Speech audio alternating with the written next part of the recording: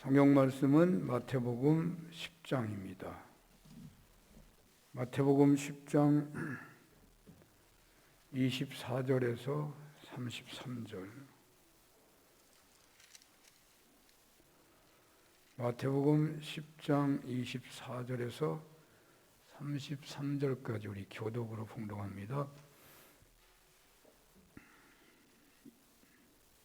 제자가 그 선생보다 또는 종이 그 상전보다 높지 못하나니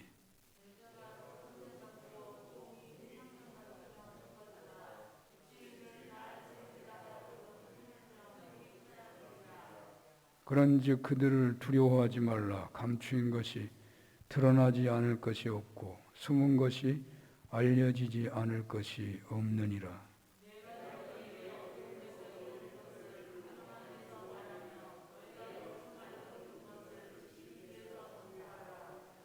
몸은 죽여도 영혼은 능히 죽이지 못하는 자들을 두려워하지 말고 오직 몸과 영혼을 능히 지옥에 멸하실 수 있는 이를 두려워하라.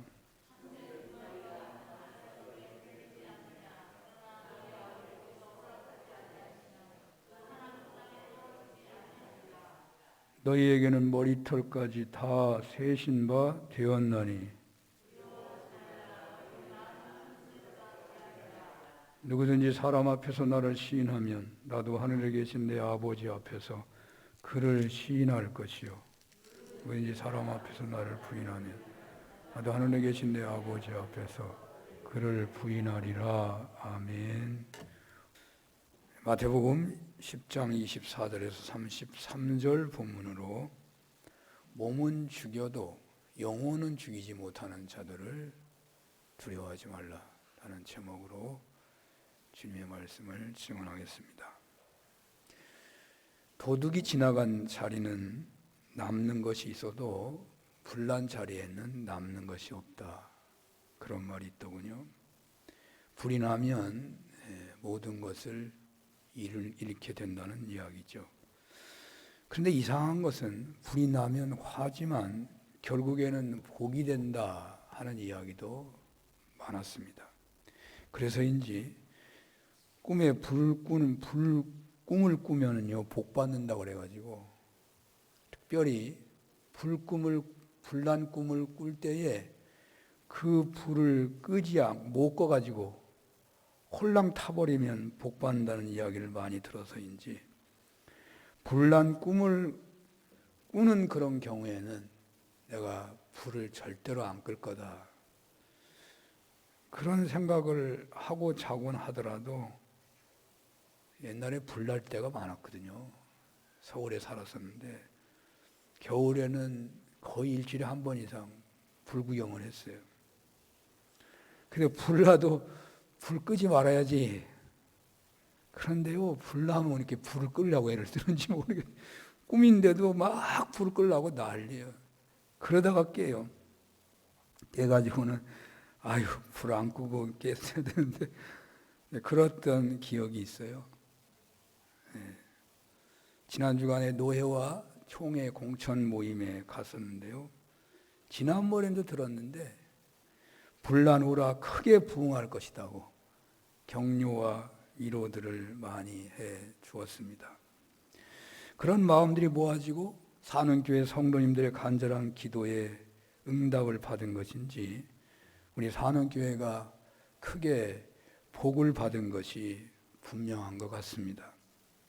코로나 팬데믹으로 너무나도 어려웠지만 화재에 미리 대비라도 해 주시는 듯 장로님 3분이 임직을 했고요.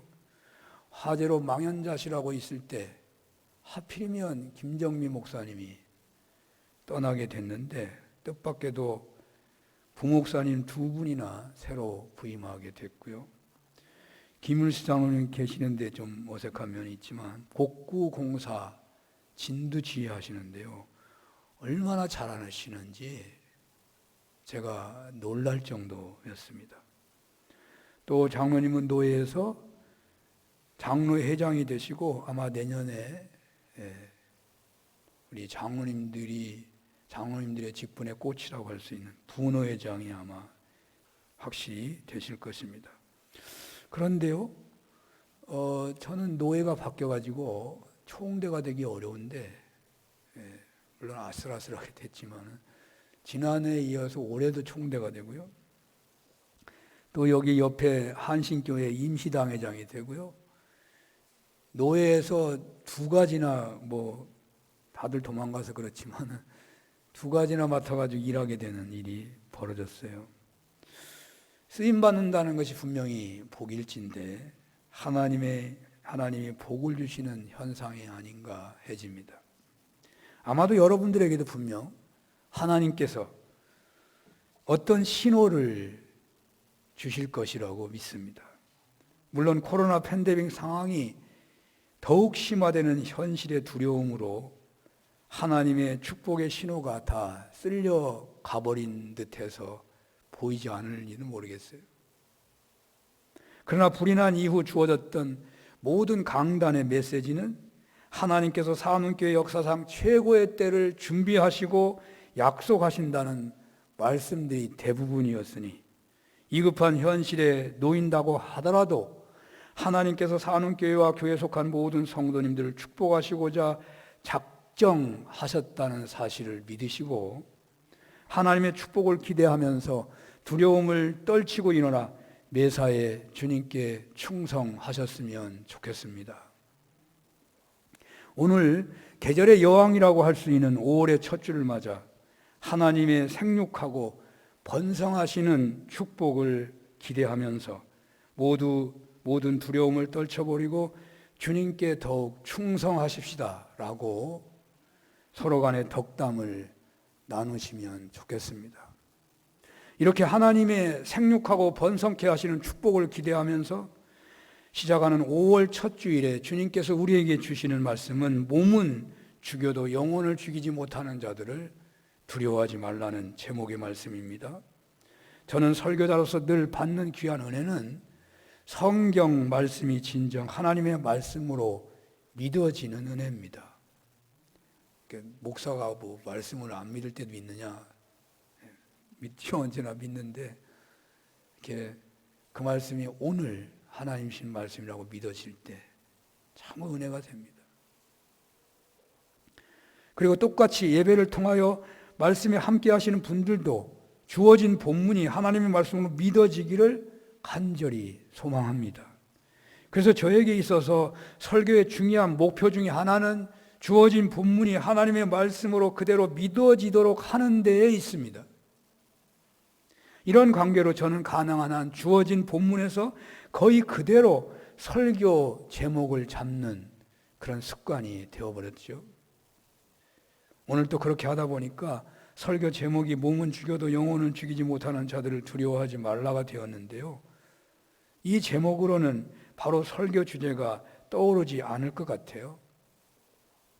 제목이 좋으면은 모든 내용을 함축하고 상징하는 그런 간단한 그런 말로 제목이 주어져야 제목이 좋은 것인데 자꾸 추상적인 생각이 될 것 같아서 가능한 한 제목을 본문으로 그대로 하는 경향이 저한테 있는데요.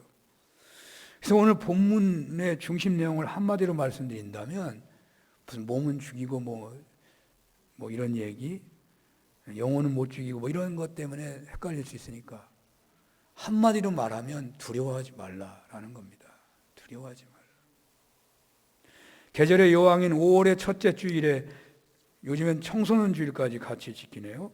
어린이 청소년 주일을 맞아 또 코로나 팬데믹 속에서도 앞으로 주님과 함께 분란 후에 하나님의 새로운 역사하심에 따라 본격적으로 살아가게 되는 시점에서 오늘 주님이 주시는 말씀은 두려워하지 말라라는 말씀이에요.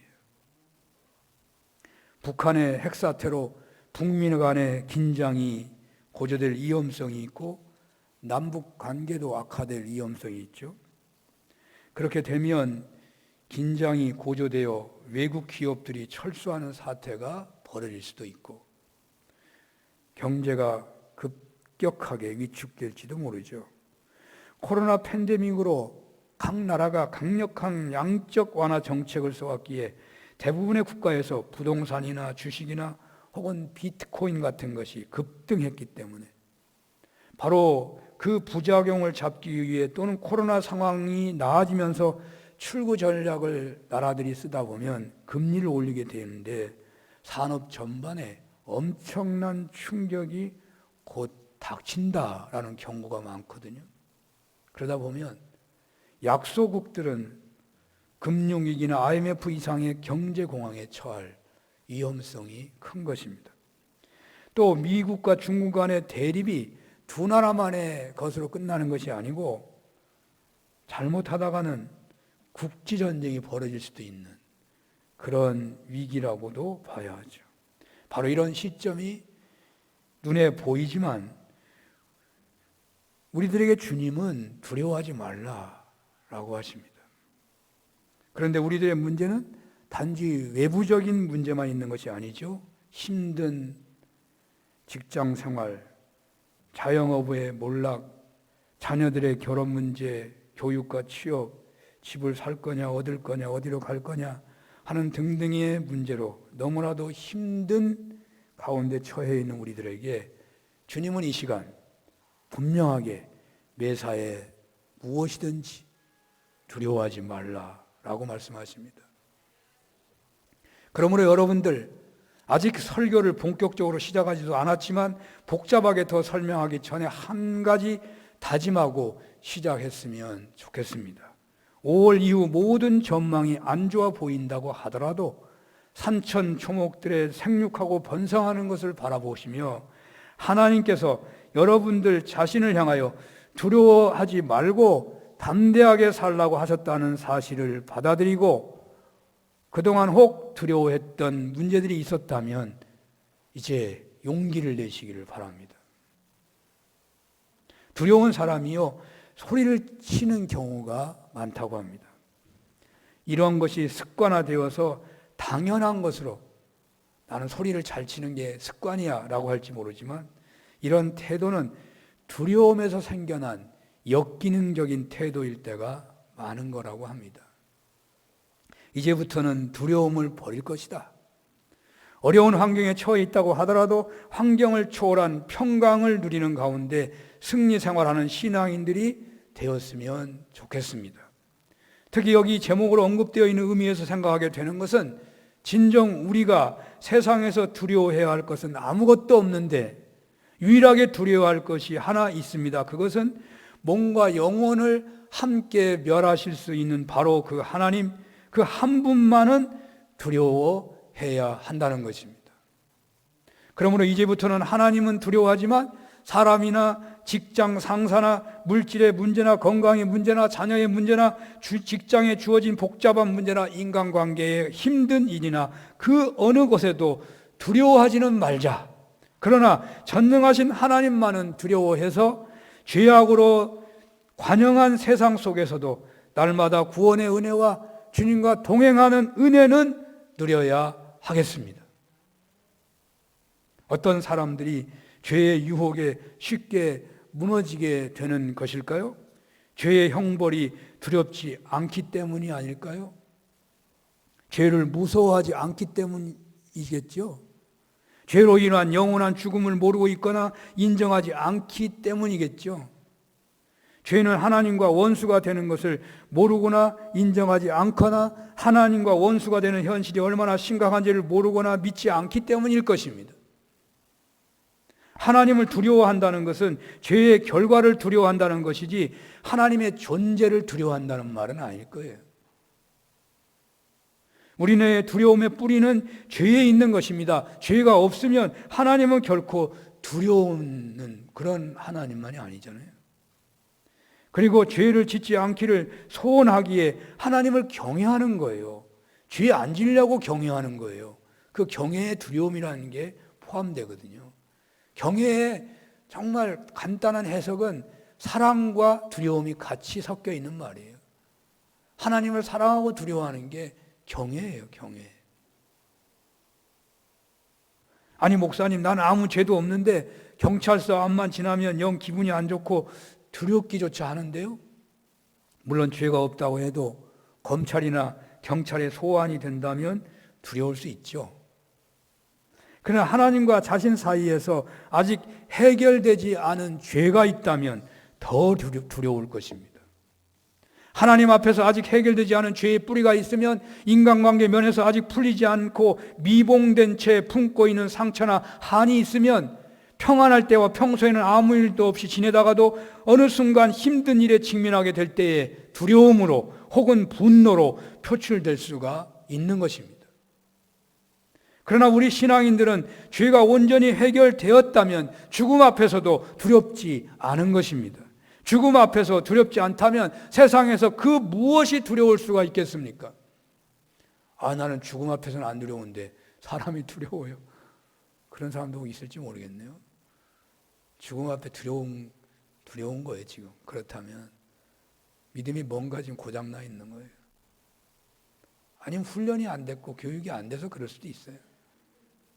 한 번도 물을 건너보지 않았다면 수영을 잘한다고 해도 두렵겠죠. 강을 건넌다는 건 어려운 거니까요.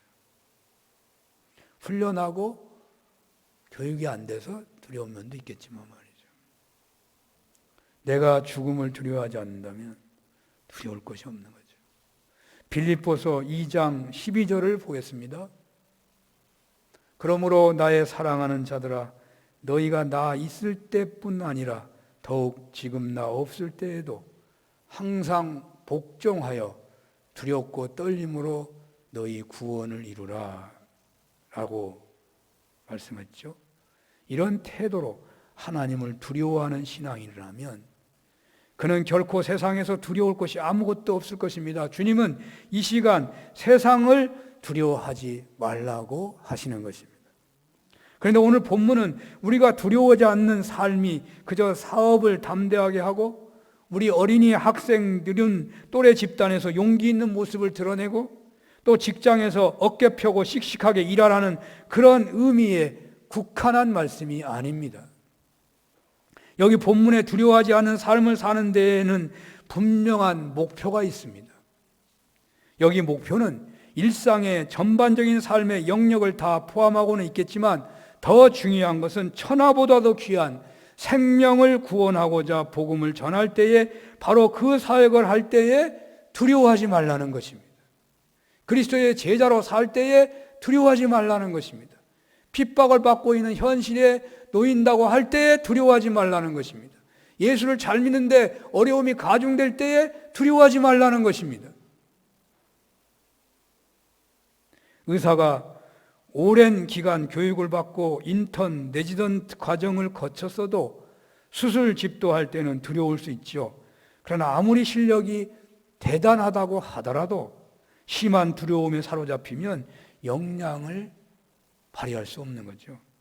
우리가 신앙인으로서 삶의 현장에서는 강하고 담대함의 은혜를 누리는데 정작 중요한 복음이 전해져야 할 현장에서 두려워한다면 그것보다 안타까운 그런 경우도 드물 것입니다. 우리의 담대함은, 우리의 용기 있는 삶은 그 자체만의 목적이 아니고 그것을 인하여 복음이 전해져야 한다는 것입니다. 또 예수님을 믿는다는 고백하기 어려운 환경이나 순교하게 될 만한 그런 현실에 놓이게 된다고 하더라도 입으로 예수 믿는 것을 시인하는 그런 담대함에 두려워하지 말라는 목적이 또한 있는 것을 오늘 본문에서 봐요. 그렇습니다. 우리들의 담대함은 주어진 일의 성취의 목적에만 있는 것이 아니라 혹은 자신의 용사됨을 보여주는 데 있지 않고 예수님의 복음을 전하는 데 최종 목적이 있는 것입니다. 우리들의 용기 있는 태도는 그 무슨 집안 자랑을 하려는 데 있지 않고 주님 가신 십자가의 길이 진리의 길임을 보여주기 위한 목적인 것입니다. 이런 용기에 뿌리를 내린 신앙인은 진정으로 매사 담대할 수 있다는 것이에요. 선천적으로 타고난 용기도 대단한 것이지만 그 용기는 환경의 지배를 받습니다. 하나님의 도우심이 있을 때에 환경을 뛰어넘는 두려움 없는 삶을 살 수가 있는 것입니다. 우리의 담대함이 나의 명예를 위한 것이 아니라 하나님이 원하시는 사역을 감당하는 목표를 향한 용기일 때에 진정한 용기로 나타나고 그 용기는 마치 샘물이 솟듯하는 용기여가지고 그렇게 한번 체험하는 용기는요 한 번으로 끝나지 않는다는 말이에요. 샘이 솟듯이 그 용기가 막 솟아나요. 그래서 우리로 하여금 매사 담대하도록 해주신다는 말이에요. 오늘 주시는 말씀에 따라 이런 담대함으로 평안함으로 사시는 은혜가 있으시기를 축원합니다. 이제 본문은 어떤 상황에서 두려워하지는 않는 삶을 말씀하고 있는지 더 깊이 살펴보도록 하겠습니다. 24절에서 25절 한번 읽어볼까요? 24절, 25절입니다. 시작. 제자가 그 선생보다 또는 종이 그 상전보다 높지 못하나니 제자가 그 선생 같고 종이 그 상전 같으면 조카도다. 집주인을 바알세벌이라 하였거든 하물며 그 집 사람들이랴. 아멘. 형만한 아우가 없다는 말을 아시죠? 제자는 스승만큼 배운다는 말도 있습니다. 교회는 목회자와 장로님들 수준만큼 성장한다. 자녀들은 그 부모님들의 영적 수준만큼 잘한다고 하겠죠. 주님은 제자들에게 너희가 나만큼만 할 수 있었으면 얼마나 기쁘겠느냐 그렇게 말씀하시고 있어요. 더 구체적으로 표현한다면 너희들이 나처럼 고난을 당하게 될 텐데 나만큼만 한다면 얼마나 좋겠느냐라고 말씀하고 계셔요. 공회에 끌려가고 회당에서 채찍질 당하고 총독과 임금들에게 끌려갈 것이다. 모든 사람들에게 미움을 받고 핍박을 받을 것이다. 예수님께서 겪으셨던 그 핍박의 현실을 제자들이 당하게 될 것이라는 말씀이죠. 또 기적이 나타나고 귀신이 쫓겨난 역사가 있어도 귀신의 왕 바알세불이 한 것이라고 예수님이 공격을 받은 것처럼 너희들도 역시 그렇게 공격을 받을 것이다. 사도 바울은 공격받았다기보다는 대접을 받기도 했죠. 물론 그것이 공격이지만 당신은 제우스입니다. 신이라는 게 신. 이방 신이긴 하지만 능력이 나타나니까 막 동네 사람들이 당신 신이라고 막 그러잖아요. 귀신에 쓰여서 그런다 그 말이에요. 바로 그런 상황에 놓이게 될 제자들에게 두려워하지 말라. 그래 주님이 말씀하신 거예요. 복음을 전파하다가 당하게 될 때에 박해가 극심하겠지만 오히려 담대하게 깃 속으로 들은 것을 집 위에서 전파하고 오늘 본문에 있는 내용이에요. 어두운 데서 이런 것을 광명한 데서 말하라고 하십니다. 어떻게 이렇게 담대할 수 있겠습니까? 오늘 본문에 주님의 논리는 이렇습니다. 26절을 보겠습니다. 26절 주님의 논리는 이렇습니다. 그런즉 그들을 두려워하지 말라. 감추인 것이 드러나지 않을 것이 없고 숨은 것이 알려지지 않을 것이 없느니라. 아멘. 모든 것이 다 하나님 앞에서 드러나게 된다는 것입니다. 하나님은 다 알고 계신다는 것입니다. 하나님은 최종적으로 다 심판하신다는 것입니다. 우리네의 그 모든 고난을 다 알고 계신다는 것입니다. 하나님은 공정한 심판을 하실 것입니다. 죽도록 충성한 자에게 생명의 면류관을 주시고 하나님을 대적한 자에게는 영원한 형벌이 주어지게 된다는 것입니다. 그러므로 담대하라는 말이죠. 우리의 담대함의 근거는 하나님의 공정한 심판에 있는 것입니다. 아이들이 학교에서 이렇게 잘 다니고 어려운 일이 있어도 잘 다니는 것은 그래서 선생님이 공정하다고 믿으니까 잘 다니는 거예요. 그 공정한 것이 믿어지지 않으면 그 학생은 학교 못 갑니다. 벌벌 떨고 못 가요. 아니면 가더라도 막 내 정신이 아니지. 선생님이 공정하다고 믿으니까. 하나님이 공정하다고 믿으면 이 세상에서 우리는 두려워하지 않을 수 있다는 거예요. 주님 때문에 억울함을 많이 당하면 당할수록 주님께 더 큰 영광이 돌려지고 주님으로부터 임하시는 축복이 더욱 클 것입니다. 고난 속에서도 우리가 담대할 수 있는 것은 예수님의 승리를 바라보기 때문이고 하나님의 공정하신 심판을 믿기 때문입니다. 이런 은혜 아래서 두려워하지 않으며 담대하시기를 축원합니다. 주님께서는 두려워하지 말라고 하시면서 두렵지 않도록 해주시는 두 번째 말씀을 주시는데, 그것은 너희는 머리털까지 세신 바가 되었다는 말씀이죠. 본문에 나와요. 사랑하는 여러분, 여러분들의 부모님들께서 두려워하지 말라고 하면서 내가 너를 도와주마 해도 그 두려움이 많이 작아질 것입니다. 그런데 여러분들이 너무너무 복잡해요. 아무리 생각해도 도대체 풀릴 수 없는 문제 앞에 놓인 것 같은데 부모님이 내가 다 알아서 해줄 테니까 두려워하지 말라 하면은 아마도 더 화를 낼지도 모릅니다. 뭐라고 화를 내냐면 아무것도 모르시면서 내가 겪고 있는 현실 전혀 모르면서 또는 능력도 없으면서 말로만 두려워하지 말라고 하느냐고 역성을 낼지도 모릅니다. 그런데 하나님은 전능하신 분이십니다. 말씀으로 천지를 창조하신 분이십니다. 독생자를 주시기까지 우리를 사랑해 주시는 분이십니다. 바로 그 하나님께서 너희의 머리털까지 내가 세었다라고 말씀하고 계신다니까요. 여러분 머리털 셀 수 있어요? 여러분 이 말씀만 믿어줘도요, 여러분은 보통 능력 있는 신자가 아니에요. 하나님은 여러분의 머리털까지 세고 있대요. 아니, 주님이 직접 말씀하신 거예요. 이렇게나 자상하신 분이, 세밀하신 분이, 전능하신 분이 우리의 문제를, 우리의 아픔을, 우리의 절망을 모르시겠느냐라는 말입니다. 지금 억울하게 당하고 있는 것이 있으십니까? 주님은 그것을 알고 계십니다. 지금 힘들어하고 있는 일이 있으십니까? 주님은 잘 알고 계십니다. 그럼에도 불구하고 아직 하나님이 여러분의 부르짖음에 침묵하고 계신다면 그것은 하나님의 어떤 계획이 있으실 겁니다. 우리는 하나님의 침묵에도 동의할 수 있어야 합니다. 하나님을 믿는 우리가 꼭 기억해야 할 일이 있습니다. 그것은 세상에는 우연이 없다는 것입니다. 오늘 본문에서 주님께서 분명히 말씀하십니다. 참새 2마리가 팔리는 것도 하나님이 허락해야만 된다고 말씀하셔요. 주님이 말씀하신 거예요. 이것만 믿어도요, 보통 신자가 아니에요. 어떤 하늘에서 불을 내리는 무당이 나타나도 떨리지 않을 거예요. 하나님이 허락해야만 한다는데. 이 말만 믿으면요, 작두에서 춤추는 사람이 나타나도 떨릴 거 없어요. 어마어마한 거예요. 참새 2마리가 떨어지는 것도 하나님 허락해야만 된다. 재수로 팔자 소관으로 되는 것이 아니고 하나님의 섭리, 하나님의 계획에 의해서 되는 것입니다.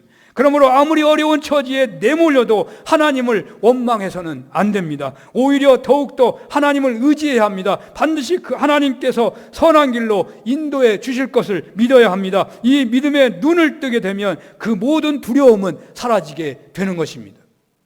이제 주님께서는 하나님의 도우심을 믿고 실천하라고 하시는데, 그것은 사람 앞에서 예수 그리스도를 자신의 구세주로 시인하라는 말씀입니다. 32절 33절을 읽겠습니다. 시작. 누구든지 사람 앞에서 나를 시인하면 나도 하늘에 계신 내 아버지 앞에서 그를 시인할 것이요, 누구든지 사람 앞에서 나를 부인하면 나도 하늘에 계신 내 아버지 앞에서 그를 부인하리라. 두려워 말고 시인하라고 하십니다. 여러분들 하나님을 믿을 때에 시인이라는 현실에 직면해 보신 적이 있으십니까? 아마 그런 경험들이 있을 거예요. 그래서 베드로처럼 만약에 술 먹는 자리라면, 너 예수 믿는 놈이 술 먹어? 그럴 때 나 안 믿어. 그런 적 없나요? 난 믿어도 먹어, 괜찮아. 내가 심하게 먹나? 아니면 더 나쁜 곳에 갔다면? 여자들은 모르겠어요. 시인에 직면하는 것이요, 긍정적이고 부정적이고 여러 가지 상황이 될 수 있어요. 주님 우리에게 시인하라는 거예요. 예수님이 그리스도라고 시인하라고. 저는 처음 예수 믿을 때 이게 하도 맨날 했어서 집안 식구들 앞에 예수를 안 믿으면 안 믿는다고 말하든지, 예수를 계속 믿으려면 지금 집을 나가라. 어린 나이에 저는 시인이라는 직면, 시인이라고 하는 그런 위험한 상황에 직면했던 때를 기억합니다. 또 제가 직업훈련 학교를 다녔었는데 직업훈련 학교가 군사 박정희 대통령이 해가지고 만든 데라 군사훈련식으로 거기 책임자들이 다 이제 육사 나온 사람들이 많이 와 있어가지고 모형 생활이 다 군사훈련식이에요. 토요일날 내무사열 해가지고 걸리면 외출이 금지되는 거예요. 나는 일요일날 교회를 가야 되는데 이게 큰일이잖아요. 다들 뭐 조용조용히 갈 생각도 못하는 거죠. 나는 가요. 그런데 어떻게 그런 용기가 나는지 몰라요. 그냥 가는 거예요. 가가지고 제가 교회를 좀 갔다 와야 되겠습니다. 근데 그분이 놀랍게도 그렇게 무서운 사람이 얼굴이 환해져요. 그리고 갔다 오래요. 바로 그것이 저에게는 나는 예수 믿는, 예수님을 그리스도로 믿는 신앙입니다 라고 시인한 것이라고 저는 봐요. 그게 시인한 거예요. 시인은 두려운 것입니다. 그러나 그것을 통과하고 나면 두려움이 사라지고 주님이 주시는 평안이 충만합니다. 그건요, 큰 샘을 판 거예요. 그랬더니 나중에 그런 상황에서 두려움이 사라지더라고요. 하나님의 샘을, 평안의 샘을 주죠. 저는 그렇게 위험스러운 상황에서 예수님을 구세주로 시인하고 살았던 그때가 제 신앙생활 전성기였다라는 생각이 들어요. 여기 본문에 몸은 죽여도 영혼을 능히 죽이지 못하는 자를 두려워하지 말고 오직 몸과 영혼을 능히 지옥에 멸하실 수 있는 일을 두려워하라고 하신 말씀을 믿고 이 말씀을 고백하면서 그리고 참새 한 마리도 우리 하나님 아버지께서 허락 없이는 떨어지지 아니한다는 말씀, 너희는 하나님께서 머리털까지 세신 바가 되었다는 말씀을 묵상하면서 되뇌이면서 예수님을 그리스도라고 시인하여야 하는 현장에서 시인하게 되니까 그때 찾아오는 평안은요, 세상이 주는 평안이 아니고 주님이 주는 평안이어가지고 그 평안의 샘이 솟아나는 평안이라 그 은혜 안에서 매사에 두려움이 사라지고 담대하게 되는 그런 은혜를 누리는 그런 때가 있었다고요. 그러나 지금은요, 은밀하고 조용한 시간에 한눈 팔 때가 있어요. 은밀하고 조용한 컴퓨터 앞에서 예수님은 그리스도라고 시인하지 못하는 때가 너무 많아요. 사람들에게 대접받을 때는 생각에 흔들린 적도 있고, 그러니까 사람들에게 대접받으려는 생각에 흔들린 적도 있고, 장차 하나님 앞에서 받게 될 상을 위해 살기보다는 현세에 인정받는 것이 눈이 어두워지기도 하죠. 말로는 시인하는데 행동으로 부인하는 삶을 살 때가 너무 많은 것이 사실 아니죠. 박해의 때는요, 핍박의 때는 말로 시인하는 것이 행동으로 직접 와 닿았습니다. 그러나 오늘날 박해의 때가 지나버리고 마니까 말로는 시인하고 행동으로는 부인하는 신앙생활하는 신자가 많아지는 것 같아요. 저도 그럴 때가 많고요. 이 시간 주님은 몸은 죽여도 영혼은 죽이지 못하는 자들을 두려워하지 말고 몸과 영혼을 심판하시는 하나님을 두려워하라고 하십니다. 오직 하나님만을 경외하라고 하십니다. 물론 이러한 두려움은 공포감을 말씀하는 게 아니죠. 외나무 다리를 건너는데, 좁은 다리를 건너는데 장난치며 건너면 위험하겠죠. 몸의 균형을 잡고서 어느 정도 긴장하는 것처럼 하나님 말씀에 주의하는 삶을 사는 태도, 바로 이것을 요청하고 있는 것입니다. 말로 시인하고 행동으로 부인하는 신앙 태도를 고치고 하나님을 경외하기 때문에 말로 시인하고 행동으로 시인하는 신앙인으로 사시는 은혜가 있으시기를 축원합니다. 오늘 어린이 청소년 주일인데요, 마가복음 10장 13절에서 16절을 한번 보겠습니다. 같이 읽어볼까요? 시작. 사람들이 예수께서 만져주심을 바라고 어린 아이들을 데리고 오매 제자들이 꾸짖거늘 예수께서 보시고 노하시어 이르시되 어린 아이들이 내게 오는 것을 용납하고 금하지 말라. 하나님의 나라가 이런 자의 것이니라. 내가 진실로 너희에게 이르노니 누구든지 하나님의 나라를 어린 아이와 같이 받들지 않는 자는 결탄코 그곳에 들어가지 못하리라 하시고 그 어린아이를 안고 그들 위에 안수하시고 축복하시니라. 아멘. 예수님께서는 어린아이들이, 요즘에는 청소년을 포함해가지고 이들이 주님의 축복해 주심을 바라고 어른들이 데려오니까 제자들이 꾸짖었습니다. 이것을 보셨던 예수님이 화를 내셨다. 예수님 화낸 적이 아마 거의 없을 텐데 대단하셔요. 예수님이 노하셨다는 말이 나와요. 그리고 어린이 청소년들이 내게 오는 것을 용납하고 금하지 말라.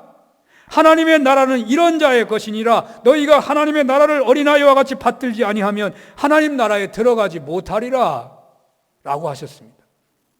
왜 어린아이가 오는 것을 꾸짖었을까요? 귀찮아서, 혹은 방해를 받지 않기 위해서. 그런데 요즘은 왜 어린아이들이 다가오는 것을 꾸짖게 되는 것일까요?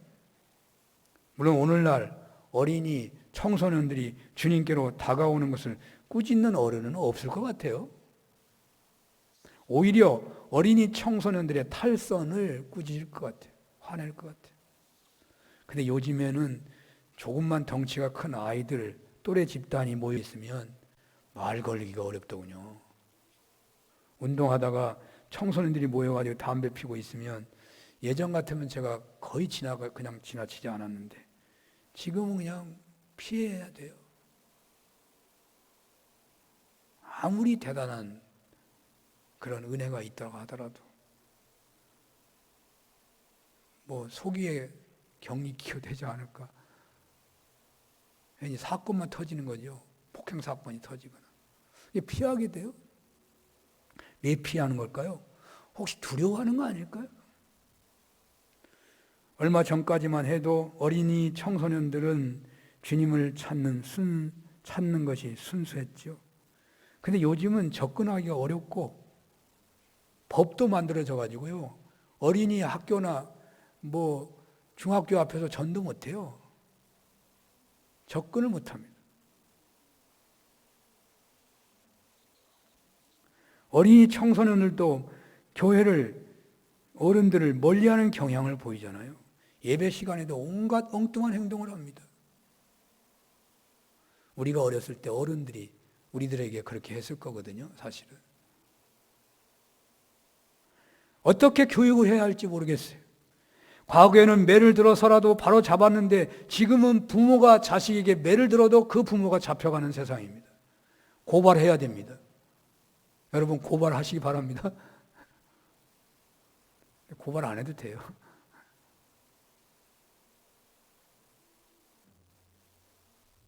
유치원, 어린이집 아동학대 뉴스가 심심치 않게 들립니다.